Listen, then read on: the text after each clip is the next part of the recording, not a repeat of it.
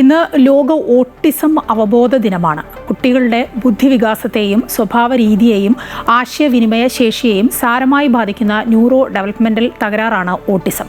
കുട്ടികളുടെ വളർച്ചാഘട്ടത്തിൽ രോഗാവസ്ഥ നേരത്തെ തിരിച്ചറിഞ്ഞ് കൃത്യസമയത്ത് വിദഗ്ധ ചികിത്സയും പിന്തുണയും നൽകുന്നത് വളരെ പ്രധാനവുമാണ്.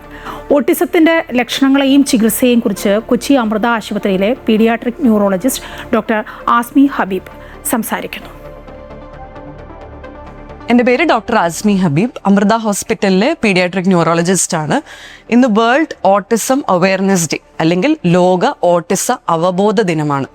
ഓട്ടിസം 2 വയസ്സ് പ്രായത്തിനടുത്തുള്ള കുട്ടികളിൽ വളരെ സാധാരണയായി കണ്ടുവരുന്ന ഒരു ന്യൂറോ ഡെവലപ്മെന്റൽ ഡിസോർഡർ ആണ്. ഇതിൻ്റെ പ്രധാന രോഗലക്ഷണങ്ങൾ സംസാരിക്കാനുള്ള ബുദ്ധിമുട്ട്, അല്ലെങ്കിൽ പ്രായാനുസൃതമായിട്ട് സംഭാഷണങ്ങളിൽ ഏർപ്പെടാനുള്ളൊരു ബുദ്ധിമുട്ട്, ബാക്കിയുള്ളവരെ ഇടപഴകാനുള്ള ബുദ്ധിമുട്ട്, ഇവയെല്ലാമാണ്. പ്രധാനമായും കണ്ടുവരുന്ന വേറെ ചില രോഗലക്ഷണങ്ങളാണ് സ്റ്റീരിയോടിപ്പീസ്, അതായത് ആവർത്തിച്ച് കണ്ടുവരുന്ന ചില ചേഷ്ടകൾ, അതായത് കുട്ടി ചാടിക്കൊണ്ടിരിക്കുക, അല്ലെങ്കിൽ കറങ്ങിക്കൊണ്ടിരിക്കുക, അല്ലെങ്കിൽ സെൻസറി ഇഷ്യൂസ്, ചില ശബ്ദങ്ങൾ, മണങ്ങൾ, കറങ്ങുന്ന ഉപകരണങ്ങളോട് താല്പര്യം കൂടുതൽ അല്ലെങ്കിൽ താല്പര്യമില്ലായ്മ, ഇവയാണ് വേറെ രോഗലക്ഷണങ്ങൾ.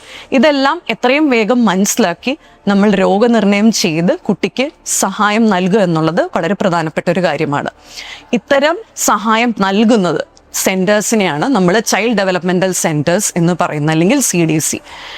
ഇത്തരം കേന്ദ്രങ്ങളിൽ developmental paediatrician, child neurologist, occupational therapist, speech therapist, clinical psychologist, physiotherapist, social workers, special educators, ഇവരെല്ലാവരും കൂട്ടുചേർന്ന് ഒരു ടീമായിട്ടാണ് കുട്ടികൾക്ക് സഹായം നൽകുന്നത്. ഇതിനോടൊപ്പം തന്നെ ഓട്ടിസം ബാധിതരായിട്ടുള്ള കുട്ടികൾ കുടുംബത്തിൽ ഇല്ലെങ്കിൽ പോലും പൊതുജനം ഇത്തരം കുട്ടികൾക്കും അവരുടെ വീട്ടുകാർക്കും കൂടുതൽ അനുകമ്പയും പരിഗണനയും നൽകേണ്ടതായിട്ടുണ്ട്. അതായത് നമ്മുടെ പബ്ലിക് സ്പേസസ്, മോൾസ്, തിയേറ്റേഴ്സ്, അല്ലെങ്കിൽ പാർക്സ്, ഇവയെല്ലാം കൂടുതൽ ഇവർക്ക് അനുകമ്പയും ഇത്തരം സ്ഥലങ്ങളിൽ കൂടുതൽ അവർക്ക് ഒരു പരിഗണനയും നൽകേണ്ടതായിട്ടുണ്ട്. അതായത് നമ്മുടെ സമൂഹം കൂടുതൽ ഓട്ടിസം ഫ്രണ്ട്ലി സ്പേസസ് അല്ലെങ്കിൽ ഇൻക്ലൂസീവ് സ്പേസ് ആയിട്ട് സൃഷ്ടിക്കേണ്ട ഒരു പൊതുധർമ്മം നമുക്ക് എല്ലാവർക്കും ഉണ്ട്.